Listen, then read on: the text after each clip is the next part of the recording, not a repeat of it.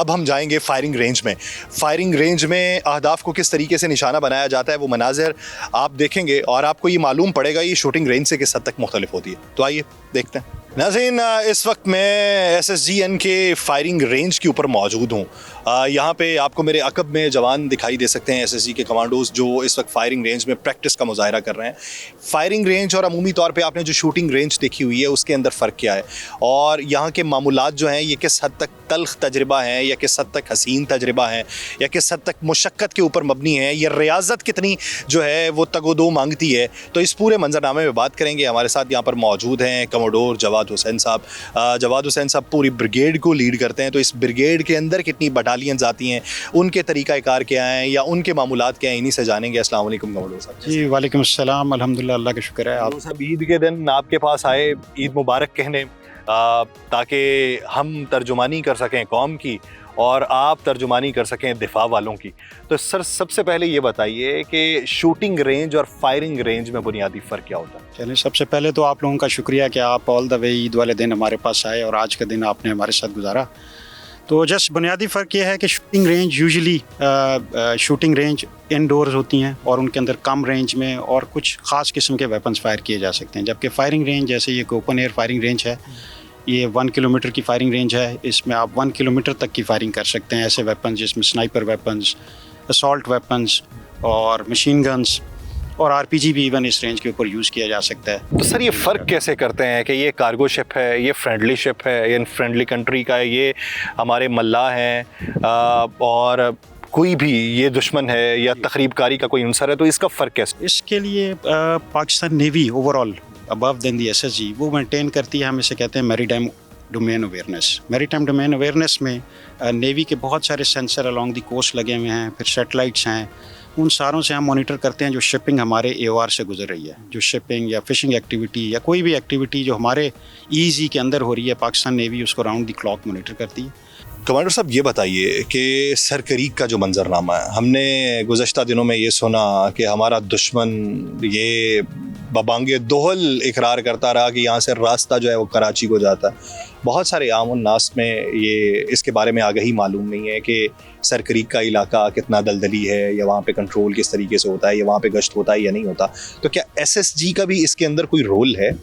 جی بالکل. SSG navy جیسے میں نے آپ کو بتایا جو سیل بٹالین ہے ہماری, وہ کریکس کے ایریا کو دیکھتی ہے اور اس ایریا میں وہ میرینز کو سپورٹ کرتی ہے ڈیفینسو آپریشنز میں بھی اور اوفینسو آپریشنز کے لیے بھی ریڈی رہتی ہے. تو round the clock round the air cell کی کچھ ٹیمز کریکس میں موجود ہوتی ہیں اوفینسو کرنے کے لیے بھی اور جیسے میں نے بتایا ڈیفینسو کو سپورٹ کرنے کے لیے بھی. تو میں اپنے دشمن کو یہ بتاتا چلوں گا کہ اگر وہاں سے راستہ کراچی کی طرف آتا ہے تو اس دوسری طرف یہ راستہ گجرات کی طرف بھی جاتا ہے.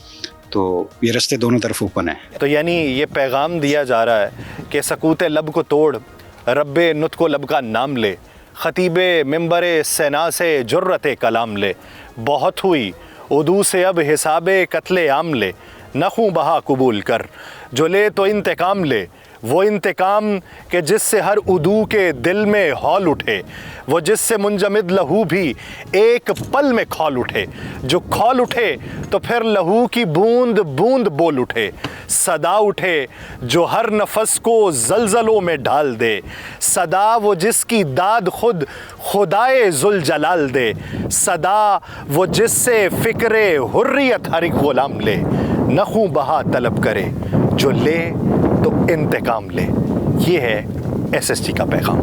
آگے بڑھتے ہیں. ناظرین سورج جو ہے وہ ڈھل چکا ہے, رات کی چادر جو ہے وہ اس وقت تن چکی ہے اور آپ اپنے گھروں میں اپنے پیاروں کے ساتھ مزے مزے کے کھانے کھا رہے ہوں گے. یہ SSG کے جوان نیول اسپیشل آپریشن ٹریننگ سینٹر کے میس کے اندر موجود ہیں اور ان کے لیے ایک بڑے کھانے کا اہتمام کیا گیا.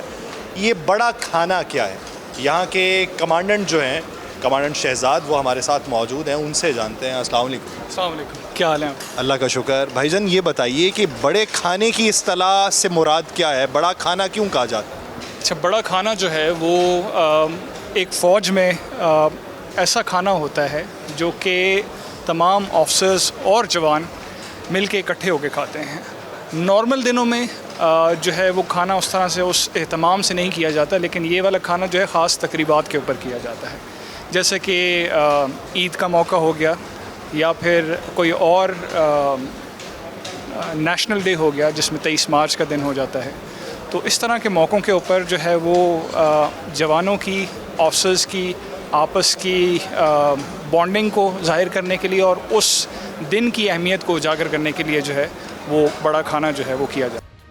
عید کے موقع پہ جوان تو یہاں پر موجود ہیں، بڑے کھانے کے موقع پر موجود ہیں، ہنسی خوشی کا مظاہرہ ہو رہا ہے.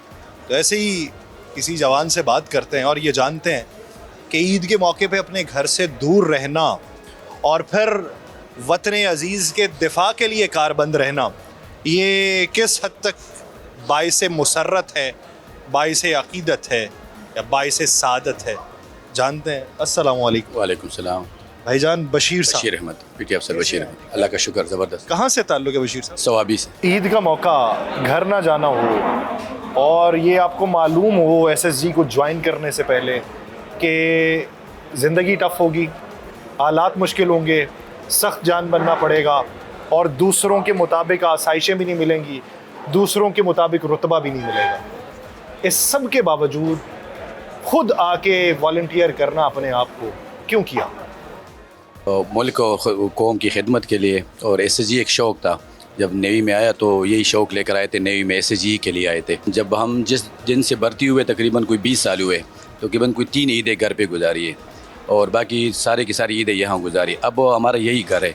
ہم اپنے گھر بھی جاتے ہیں تو ایز اے مہمان بن کے جاتے ہیں، مہینہ کے لیے، 15 دن کے لیے، 20 دن کے لیے. یہاں پہ عید کو ایسے موقع کے اوپر دیکھا جاتا ہے کہ یہ اب خاندان ہے اور یہ قرب و جوار میں عزیز و اقارب ہے جن کے ساتھ عید گزارنی ہے. کچھ ہی دیر میں یہ واپس اپنی اپنی روٹین پہ ہوں گے، یہ واپس اس بحری سرحد کی دفاع کے لیے موجود ہوں گے، یہ واپس وہ ایکسرسائز کر رہے ہوں گے جس میں ان کا تن من مضبوط ہو سکے اور اعصاب کی جنگ بہتر طریقے سے لڑ سکیں. ہم یہ دعا کرتے ہیں کہ یہ یوں ہی سلامت رہیں، یہ جان سلامت رہے، یہ آن سلامت رہے، یہ شان سلامت رہے. یہ سلامت رہیں گے تو پاکستان کا وقار سلامت رہے گا، یہ سلامت رہیں گے تو پاکستان کا امن سلامت رہے گا. تو ہم بطور پاکستانی اپنے ان ایس ایس جی جوانوں کو خراج عقیدت پیش کرتے ہیں.